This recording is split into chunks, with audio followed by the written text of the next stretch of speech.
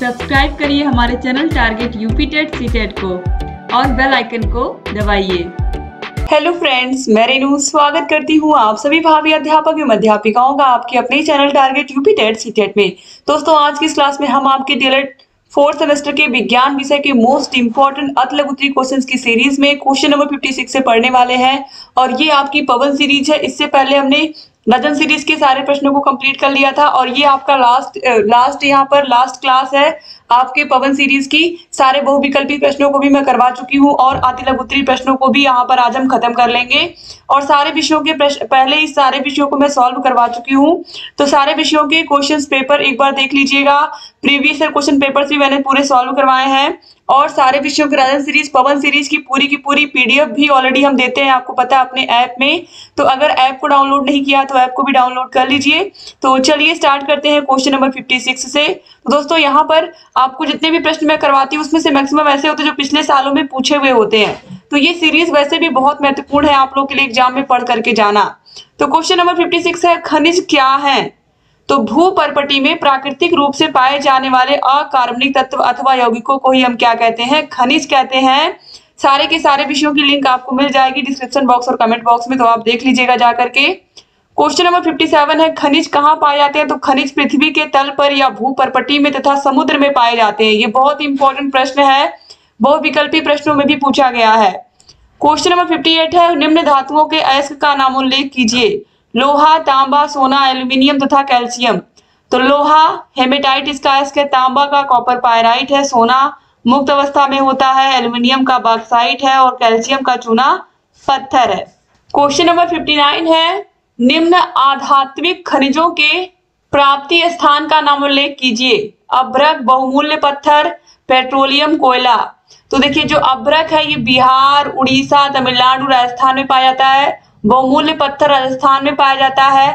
Petroleum Gujarat, Assam, अरब सागर के तटीय क्षेत्र तथा कृष्णा, कावेरी तथा गोदावरी नदियों के मुहाने पर पाया जाता है। कोयला पश्चिम बंगाल, बिहार और तमिलनाडु, कर्नाटक में आपको पता है पाया जाता है। क्वेश्चन नंबर 60 पे आते हैं, अयस्क से धातु निष्कर्षण की विधियां लिखिए।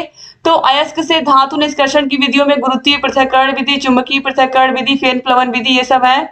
क्वेश्चन नंबर 61 है, विद्युत अपघट्य किसे कहते हैं? तो एक बड़े टैंक में शोधित किए जाने वाले धातु के लवण का विलयन लेते हैं जिसे हम विद्युत अपघट्य कहते हैं। क्वेश्चन नंबर 62 पे आते हैं, तन्यता क्या है? तो धातुओं को खींचकर तार बनाया जा सकता है। धातुओं को तार के रूप में परिवर्तित करने के गुण को ही हम तन्यता कहते हैं। क्वेश्चन नंबर 63 पे आते हैं, चालकता क्या है? सभी धातुएं विद्युत की सुचालक है क्योंकि इनमें विद्युत धारा प्रवाहित होती है और यही चालकता है। क्वेश्चन नंबर 64 पे आते हैं, धातुओं के भौतिक गुणों का वर्णन करिए। तो धातुओं के कुछ भौतिक गुण निम्नलिखित हैं। पहला है, शुद्ध रूप में धातु की सतह चमकदार होती है। धातु के इस गुणधर्म को हम धात्विक चमक कहते हैं। फिर है, धातुएं सामान्यतः कठोर होती है, प्रत्येक धातु की कठोरता अलग अलग होती है। इसके अलावा धातुओं को पीट करके पतली चादर के रूप में बनाया जा सकता है। इनके इस गुणधर्म को हम आघात वर्धनीयता कहते हैं। सोना तथा चांदी सबसे अधिक आघात वर्धनीय है, इसीलिए सोना और चांदी के सबसे अधिक आप जानते हो कि आभूषण बनाए जाते हैं पीट करके इनको। क्वेश्चन नंबर 65 है, धातुओं की सक्रियता श्रेणी को समझाइए। तो धातुओं की सक्रियता श्रेणी वह सूची है जिसमें धातुओं की क्रियाशीलता को अवरोही क्रम में व्यवस्थित किया जाता है। क्वेश्चन नंबर 66 पे आते हैं, अयस्क क्या है? इनका वर्गीकरण प्रस्तुत कीजिए। तो सभी अयस्क खनिज होते हैं। प्रकृति में पाए जाने वाले अयस्कों को निम्न प्रकार वर्गीकृत किया जा सकता है। ऑक्सीकृत अयस्क जैसे सल्फेट, सिलिकेट, कार्बोनेट और हैलाइड जैसे कि Ag, K, Mg, Na, Al, यानी कि यहाँ पर चांदी है, पोटेशियम है, मैग्नीशियम है, सोडियम है, एल्यूमिनियम है। क्वेश्चन नंबर 67 पे आते हैं, धातु के निष्कर्षण से आप क्या समझते हैं? अयस्कों में से अशुद्धियों को अलग करके धातु को प्राप्त करना व उसका शुद्धिकरण धातु का निष्कर्षण कहा जाता है। क्वेश्चन नंबर 68 पे आते हैं, चुंबकीय पृथक्करण विधि क्या है? तो यह विधि उन अयस्कों के लिए प्रयोग की जाती है जिनमें अयस्क अथवा उसमें उपस्थित गैंग किसी एक की प्रकृति लौह चुंबकीय होती है। इस विधि द्वारा सामान्यतः चुंबकीय और अनुचुंबकीय प्रकृति के पदार्थों का पृथक्करण किया जाता है, यानी कि जो चुंबकीय पदार्थ है वो अलग हो जाते हैं चुंबक में चिपक करके। क्वेश्चन नंबर 69 है, प्रगलन क्या है? तो प्रगलन धातु निष्कर्षण की एक विधि है। क्वेश्चन नंबर 70 पे आते हैं, जल धातु निष्कर्षण विधि को समझाइए। यह विधि इस सिद्धांत पर आधारित है कि अधिक विद्युत धनात्मक तत्व कम विद्युत धनात्मक तत्व को इसके विलयन से विस्थापित कर देती है। इस विधि में सांद्रित अयस्क के विलयन की क्रिया उचित अभिकर्मक के साथ कराने पर कम सक्रिय धातु अवक्षेपित हो जाती है। क्वेश्चन नंबर 71 पे आते हैं, विद्युत अपघटनी विधि क्या है? तो उच्च विद्युत धनात्मकता की धातुओं का निष्कर्षण करके उनके ऑक्साइड, हाइड्रोक्साइड, क्लोराइड इत्यादि की गलित अवस्था में विद्युत अपघटन से किया जाता है, क्योंकि इनके यौगिकों का अपचयन सामान्य अपचायकों के द्वारा नहीं होता। इनका विद्युत अपघटन भी जलीय विलयन में नहीं किया जाता, क्योंकि इन धातुओं के मानक आक्सीकारक विभव हाइड्रोजन के सापेक्ष बहुत अधिक धनात्मक होते हैं। इसलिए ये धातुएं अत्यधिक क्रियाशील होती है तथा जल से क्रिया करती हैं। क्वेश्चन नंबर 72 पे आते हैं, खनिजों का वर्गीकरण कितने वर्गों में किया गया है? तो यहाँ पर देखिए 3 वर्गों में किया गया है। पहला है धात्विक खनिज, दूसरा है अधात्विक खनिज और तीसरा है खनिज ईंधन। क्वेश्चन नंबर 73 पे आते हैं, फेन प्लवन विधि में किस तरह के अयस्कों का सांद्रण किया जाता है? तो इस विधि में हल्के अयस्कों का सांद्रण किया जाता है, इसे हम झाग विधि भी कहते हैं। क्वेश्चन नंबर 74 है, मेंडलीव की आवर्त सारणी के सामान्य लक्षण क्या है? तो देखिए मेंडलीव की आवर्त सारणी के सामान्य लक्षण निम्न प्रकार है। पहला है, प्रत्येक आवर्त में तत्वों की व्यवस्था उनके बढ़ते परमाणु द्रव्यमानों के क्रम में है। एक ही समूह में स्थित तत्वों के गुण में समानता होती है। सारणी में रिक्त स्थान वाले तत्वों के गुणों को पहले से ही बताया जा सकता है। क्वेश्चन नंबर 75 है, किसी वर्ग क्रमांक से क्या प्रदर्शित होता है? किसी वर्ग क्रमांक से क्या प्रदर्शित होता है? तो वर्ग क्रमांक से तत्वों की संख्या प्रदर्शित होती है। क्वेश्चन नंबर 76 है, आवर्त सारणी के वर्गों की विशेषताएं बताइए। तो देखिए एक ही उपवर्ग के तत्वों के गुणों में आपस में समानता होती है, परंतु उसी वर्ग के दूसरे उपवर्ग के तत्वों के गुणों में भिन्नता होती है। एक ही उपवर्ग में ऊपर से नीचे की ओर जाने पर तत्वों के भौतिक और रासायनिक गुणों में क्रमिक परिवर्तन होता है। क्वेश्चन नंबर 77 पे आते हैं, संशोधित आधुनिक आवर्त सारणी में कितने आवर्त हैं? तो आप सभी को पता है कुल 7 आवर्त हैं और 18 वर्ग हैं। आधुनिक आवर्त सारणी की बात यहाँ पर हो रही है, आधुनिक आवर्त सारणी। क्वेश्चन नंबर 78 है, अति लघु आवर्त में कितने तत्व होते हैं? तो अति लघु आवर्त में केवल 2 तत्व हैं और ये सबसे छोटा आवर्त है। ठीक है, आगे बढ़ते हैं। क्वेश्चन नंबर 79 पर, दीर्घ आवर्त में कितने तत्व होते हैं? तो इसके चौथे एवं 5वें आवर्त में 18 तत्व होते हैं। क्वेश्चन नंबर 80 है, मेंडलीव की आवर्त सारणी के कोई 2 लाभ बताइए। तो पहला है, सही परमाणु भार ज्ञात करने में ये सहायक है। दूसरा है, नए तत्वों की खोज तथा अनुसंधान में भी ये सहायक है। क्वेश्चन नंबर 81 पे आते हैं, मेंडलीव की आवर्त सारणी की कोई 3 दोष बताइए। तो पहला दोष है, असमान तत्वों को भी एक साथ रख दिया गया है, जिनके गुणधर्म आपस में नहीं मिलते हैं उनको भी साथ में रख दिया गया है। समान तत्वों को अलग अलग रखना और जिनके गुणधर्म समान है जिन तत्वों के, उनको अलग अलग रख दिया गया है। दुर्लभ मृदा तत्वों को स्थान जो कि नहीं दिया गया है। क्वेश्चन नंबर 82 पे आते हैं, धातु तथा अधातु का आशय स्पष्ट करिए। तो देखिए धातु, कम विद्युत ऋणात्मकता वाले तत्व धातु होते हैं और अधातु तो अधिक विद्युत ऋणात्मकता वाले तत्व अधातु होते हैं। या इस तरीके से आप धातु और अधातु की परिभाषा भी लिख सकते हैं दोस्तों, कि जो धातुएं होती हैं वो क्या होती हैं? जो धातुएं होती हैं वो मुख्य रूप से इनके वाहक गुणों की अगर हम बात करते हैं तो ये चमकीले होते हैं, आघातवर्धनीय होते हैं, सुदृढ़ होते हैं और ये विद्युत ऊष्मा के सुचालक होते हैं। ठीक है, और जो अधातुएं होती हैं ये विभिन्न रंगों की होती हैं और ये ताप की और विद्युत की कुचालक होती हैं। ठीक है, जैसे कि hydrogen, oxygen, iodine, carbon, bromine, chlorine, ये सब। क्वेश्चन नंबर 83 पे आते हैं, मेंडलीव की आवर्त सारणी में संशोधन किस वैज्ञानिक ने किया था? तो मोसले ने किया था, याद रखिएगा। क्वेश्चन नंबर 84 पे आते हैं, सरल धारा किसे कहते हैं? तो एक स्थायी धारा जो केवल एक ही दिशा में प्रवाहित होती है उसे सरल धारा या डायरेक्ट करंट कहते हैं। सेल, बैटरी से प्राप्त विद्युत धारा, जैसे जो हमारे घर में इन्वर्टर होता है उसमें डीसी करंट, डायरेक्ट करंट ही बहता है। क्वेश्चन नंबर 85 है, विद्युत धारा के स्रोत बताइए। तो सेल है, जनित्र या जनरेटर है। क्वेश्चन नंबर 86 है, विद्युत वाहक बल किसे कहते हैं? तो एक विद्युत सेल के संपूर्ण परिपथ में एक कूलाम आवेश प्रवाहित होने के लिए सेल से जो ऊर्जा प्राप्त होती है उसे हम उसी सेल का विद्युत वाहक बल कहते हैं। एक विद्युत सेल के संपूर्ण परिपथ में एक कूलाम आवेश प्रवाहित होने के लिए सेल से जो ऊर्जा प्राप्त होती है उसे सेल का विद्युत वाहक बल कहते हैं। क्वेश्चन नंबर 87 है, अमीटर क्या है? तो विद्युत परिपथ में विद्युत धारा की माप के लिए जिस उपकरण का प्रयोग किया जाता है उसे हम अमीटर कहते हैं। क्वेश्चन नंबर 88 पे आते हैं, वोल्ट मीटर किसे कहते हैं? तो चालक के सिरों के बीच विभवांतर को ज्ञात करने या विभवांतर के मापन के लिए वोल्ट मीटर का प्रयोग करते हैं। क्वेश्चन नंबर 89 पे आते हैं। चुंबक के ध्रुवों को एक दूसरे से अलग नहीं किया जा सकता, कारण बताइए। चुंबक में सदैव उत्तरी ध्रुव और दक्षिणी ध्रुव पाए जाते हैं। चुंबक में अकेला स्वतंत्र ध्रुव का होना असंभव ही नहीं है।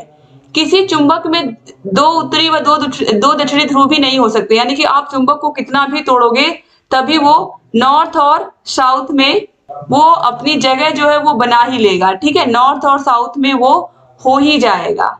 तो ये इसका गुण होता है चुंबक का।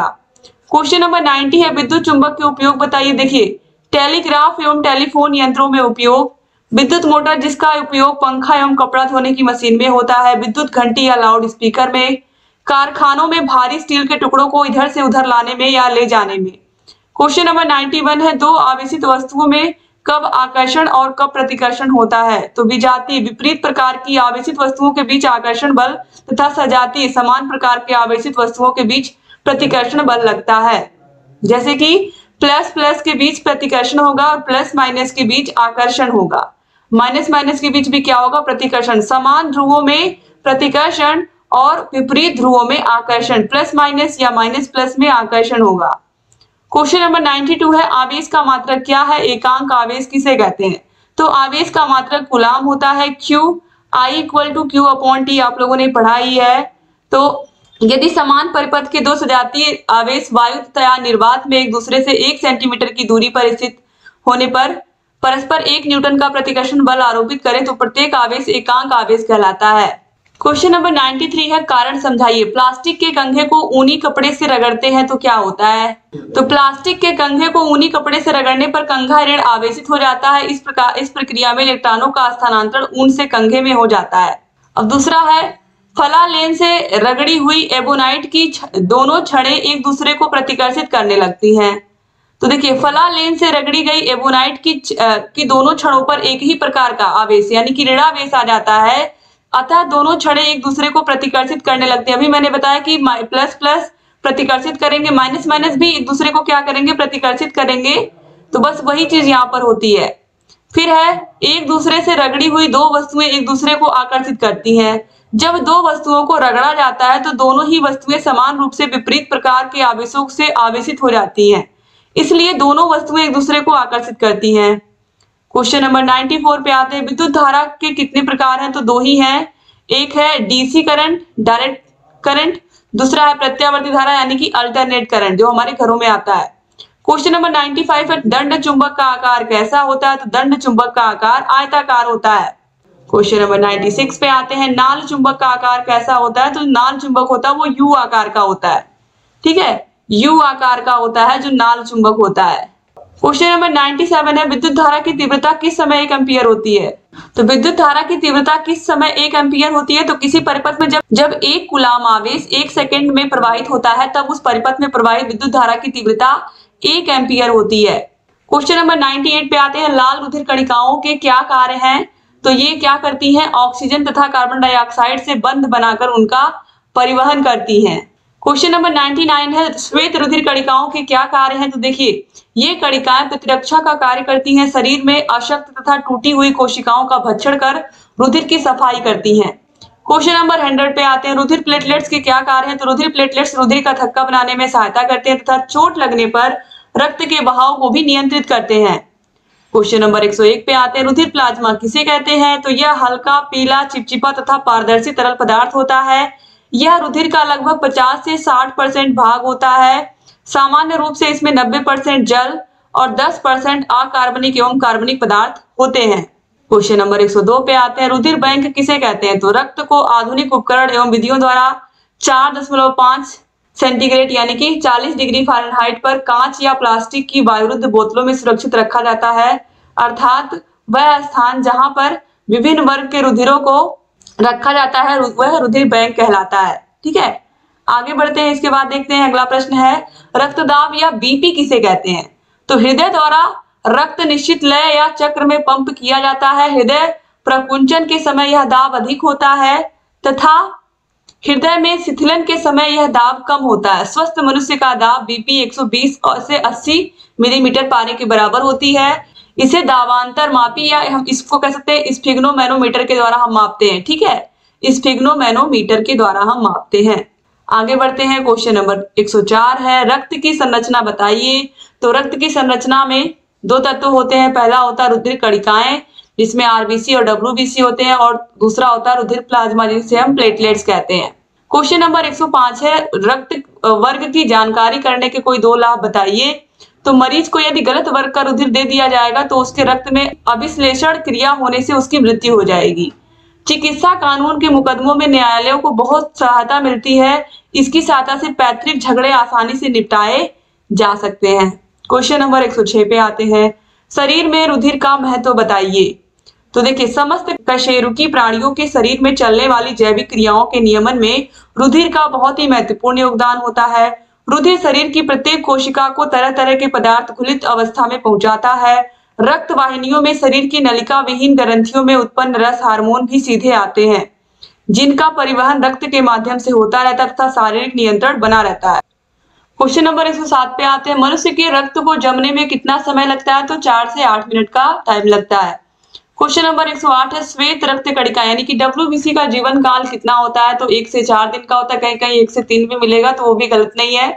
क्वेश्चन नंबर 109 पे आते हैं, रक्त वर्ग की पहचान सर्वप्रथम किस वैज्ञानिक ने की थी। तो कार्ल एंड स्टिनर ने की थी, और इनका जो जीवन काल था वो यहाँ पर बताया गया 1868 से लेकर के 1943 तक। ठीक। क्वेश्चन नंबर 110 है, रक्त की कमी एवं संक्रमण से कौन कौन से रोग होते हैं। तो देखिए, यहाँ पर एनीमिया है, पॉलीसाइथीनिया, इसी प्रकार रुधिर संक्रमण से होने वाले कुछ रोग हैं, हेपेटाइटिस बी, एड्स आदि। क्वेश्चन नंबर 111 है, लौहहीन रक्त अल्पता के परिणाम बताइए। तो महिलाओं में रोग के परिणाम स्वरूप बार बार गर्भपात एवं बिना अधिक अंतर के कई बच्चे पैदा होना महिलाओं के लिए घातक सिद्ध हो सकता है। खून की कमी वाले बच्चे सामान्य बच्चों की अपेक्षा कम सक्रिय होते हैं। यदि खून की कमी का रूप गंभीर हो जाए तो चेहरे पर, पांवों पर सूजन आ सकती है। क्वेश्चन नंबर 112 है, थैलेसेमिया रोग के परिणाम बताइए। तो इस रोग के लक्षण जितनी कम उम्र में उपस्थित होते हैं, रोग की घातकता भी उतनी ही अधिक परिलक्षित होती है। ऐसे बालक जीवित नहीं रह पाते हैं। खून की कमी और लाल रक्त कणिकाओं के विनाश के कारण बालक का विकास रुक जाता है। अस्थियां भी भंगुर हो जाती हैं। ये सभी स्थितियां रोगी को कम उम्र में व काल के मौत के मुंह में धकेल देती हैं। थैलेसीमिया मेजर से ग्रस्त बीमार की मृत्यु जो है वो प्रायः 5 साल से लेकर 25 साल की उम्र तक हो जाती है। क्वेश्चन नंबर 113 पे आते हैं, श्वेत रक्त कणिका हीनता रोग का कारण क्या है। तो आप सभी को पता है कि अस्थि मज्जा का किसी कारणवश गर्त होना ही इसका मुख्य कारण है। क्वेश्चन नंबर 114 है, एड्स का पता कैसे लगाया जाता है। तो एलिसा परीक्षण से एड्स का पता लगाया जाता है। क्वेश्चन नंबर 115 है, एड्स का क्या तात्पर्य है। तो इसका जो फुल फॉर्म है एक्वायर्ड इम्यूनोडिफिशियंसी सिंड्रोम, बस यही फुल फॉर्म आपको लिखना है। क्वेश्चन नंबर 115 आपने देख लिया। क्वेश्चन नंबर 116 है, एचआईवी की रोग जनकता पर संक्षिप्त टिप्पणी लिखिए। तो एचआईवी के लक्ष्य कोशिकाएं टारगेट सेल्स मुख्यतः T4 लिम्फोसाइट्स होती हैं, अर्थात एचआईवी मुख्य रूप से T4 लिम्फोसाइट्स पर आक्रमण करता है। इन T4 लिम्फोसाइट्स में पहुंचने के बाद वायरस के आवरण तथा प्रोटीन खोल का अपघटन हो जाता है। इसके बाद वायरस का प्रतिवर्ती ट्रांसक्रिप्टेज एंजाइम इसके आरएनए सूत्र का डीएनए के एक सूत्र में परिवर्तन उत्प्रेरित करता है। अब यही एंजाइम डीएनए के सूत्र का द्विसूत्रीय डीएनए अणु में परिवर्तन का उत्प्रेक्षण करता है। यह द्विसूत्रीय डीएनए अणु पूर्व वायरस के रूप में पोषण कोशिका T4 लिम्फोसाइट्स के डीएनए में समाविष्ट हो जाता है। अतः संक्रमित T4 लिम्फोसाइट्स अपघटित हो जाता है। इस प्रकार धीरे धीरे व्यक्ति की प्रतिरक्षण क्षमता जो है वो कमजोर होने लगती है। T4 सेल जो होते हैं वो धीरे धीरे शरीर में से बिल्कुल खत्म होने लगते हैं। क्वेश्चन नंबर 117 है, एड्स का निदानात्मक परीक्षण क्या होता है। तो आप सभी लोगों को पता ही है कि एचआईवी पॉजिटिव व्यक्तियों का पता लगाना, इसके लिए सामान्यतः 2 जांचें होती हैं, एलिसा और वेस्टर्न ब्लास्ट। ठीक है, वेस्टर्न ब्लॉट, ये 2 परीक्षण किए जाते हैं। तो वायरस को अलग कर पता लगाना, इसके अलावा म्यूरेक्स एड्स एचआईवी परीक्षण, संपूर्ण कोशिका T4 कोशिका T8 कोशिका की गणना करना, ठीक है, और T4 लिम्फोसाइट्स की स्थिति का पता लगाना। क्वेश्चन नंबर 118, हेपेटाइटिस बी का उद्भव काल कितना है। तो 2 से 5 माह। क्वेश्चन नंबर 119 है, हेपेटाइटिस बी रोग से मनुष्य के शरीर का कौन सा अंग प्रभावित होता है। तो बहुत बार बता चुकी हूँ कि यकृत या लीवर प्रभावित होता है। क्वेश्चन नंबर 120 है, फिटकरी का क्या उपयोग है। तो फिटकरी रक्त का बहना रोकने के लिए उपयोग में लाई जाती है। क्वेश्चन नंबर 121 पर आते हैं, फर्स्ट एड बॉक्स में रखी जाने वाली 4 सामग्रियों के नाम बताइए। तो रुई, पट्टी, कैंची, डिटॉल एवं लोशन आदि और कुछ दवाइयां जैसे कि बुखार की दवा हुआ, पैरासिटामोल, ये सब भी रख सकते हैं। क्वेश्चन नंबर 122 पे आते हैं, प्राथमिक उपचार के 2 सिद्धांत बताइए। तो सबसे पहले पीड़ित की श्वास वापस लाने का प्रयास करना चाहिए यदि अवरुद्ध हो गई है तो। इसके बाद जहां तहां रक्तस्राव हो रहा है उसे रोकने का प्रयास करना चाहिए। क्वेश्चन नंबर 123 है, कुछ घरेलू औषधियों के नाम बताइए। तो फिटकरी, आयोडेक्स, बोरिक पाउडर, ग्लूकोज, नौशादर, ये सारी चीजें घरेलू औषधियां होती हैं। इसमें हम तुलसी वगैरह भी ऐड कर सकते हैं। क्वेश्चन नंबर 124 है, किसी दुर्घटना में प्राथमिक उपचार का क्या महत्व है। किसी भी दुर्घटना में दुर्घटनाग्रस्त स्थिति में घायल व्यक्ति को अस्पताल पहुंचाने से पहले जो उसकी जान बचाने के लिए प्राथमिक प्रयास किया जाता है वही प्राथमिक उपचार होता है और ये बहुत महत्वपूर्ण होता है। क्वेश्चन नंबर 125 पे आते हैं, किसी व्यक्ति को कुत्ते द्वारा काटने पर क्या प्राथमिक उपचार किया जाना चाहिए। तो कुत्ते के काटने पर घाव पर लगी कुत्ते की लार को तुरंत पोंछ दें। घाव को साबुन और पानी से कई बार अच्छी तरह धोएं, फिर घाव को एक सूखी निर्जीमित ड्रेसिंग से भली भांति पोंछकर एक अन्य सूखी पट्टी से लपेट दें। काटने के लगभग 20 मिनट बाद एक घाव पर कार्बोलिक एसिड वगैरह न लगाएं। मरीज को इलाज के लिए अस्पताल में ले जाएं। क्वेश्चन नंबर 126 और लास्ट प्रश्न है, मिर्गी का दौरा पड़ने पर व्यक्ति का क्या प्राथमिक उपचार होना चाहिए। तो मुंह से निकलने वाला झाग पोंछ दें। हाथ पैर झटकने की दशा में ध्यान रखें कि किसी चीज से उसका कोई अंग जख्मी ना होने पाए। अगर उसके मुंह में नकली दांत हो और निकलना संभव न हो तो निकाल दें। अगर निकालना संभव हो तो उसको निकाल दें। पास की खतरनाक वस्तु जैसे कि आग, पानी तथा चलती मशीन से बचाव करना चाहिए। दौरा समाप्त होने के बाद व्यक्ति को करवट से लिटाना चाहिए। तो इस तरीके से यहाँ पर जितने भी आपके प्रश्न थे सभी के सभी अति लघु उत्तरीय आपके सारे विषयों के मैंने कंप्लीट करा दिए। तो सारे विषयों के प्रश्नों को आप लोग पढ़ डालिए अच्छे से और जहां कहीं कोई भी डाउट है हमसे पूछिए। यहाँ पर कांटेक्ट नंबर दोस्तों दिया हुआ है, इस पर आप सारी की सारी क्वेरी हमसे कर सकते हैं। जो भी आपको समस्या हमसे पूछ सकते हैं। अगर अभी तक आपने हमारे ऐप को डाउनलोड नहीं किया तो ऐप को डाउनलोड कर लीजिए। यहाँ पर आपको सारे के सारे विषयों के हैंड रिटन नोट्स मिलते हैं, हाथों से लिखे हुए नोट्स, सारे विषयों की क्लासेस, सारे विषयों की मास्टर क्लासेस, सारे विषयों के टेस्ट, सारे विषयों के चैप्टर वाइज टेस्ट के अलावा सारे विषयों के प्रीवियस ईयर क्वेश्चन पेपर्स, सारे विषयों के राजन सीरीज, पवन सीरीज की पूरी पीडीएफ, ये सब आपको मिलते हैं हमारे app target UP TET CTET app में। ऐप की लिंक डिस्क्रिप्शन बॉक्स और कमेंट बॉक्स दोनों जगह मिल जाएगी और यूट्यूब पर भी आपको सारे विषयों की क्लासेस, सारे विषयों की मास्टर क्लासेस, सारे विषयों के प्रीवियस ईयर क्वेश्चन पेपर्स, सारे विषयों के राजन सीरीज, पवन सीरीज की पूरी क्लासेस, ये सब आपको मिलते हैं हमारे YouTube चैनल। तो आप YouTube चैनल को भी सब्सक्राइब कर लीजिए और जहां कहीं कोई भी प्रॉब्लम है हमसे पूछते रहिए दोस्तों। और आप हमें इंस्टाग्राम पर भी फॉलो कर सकते हैं।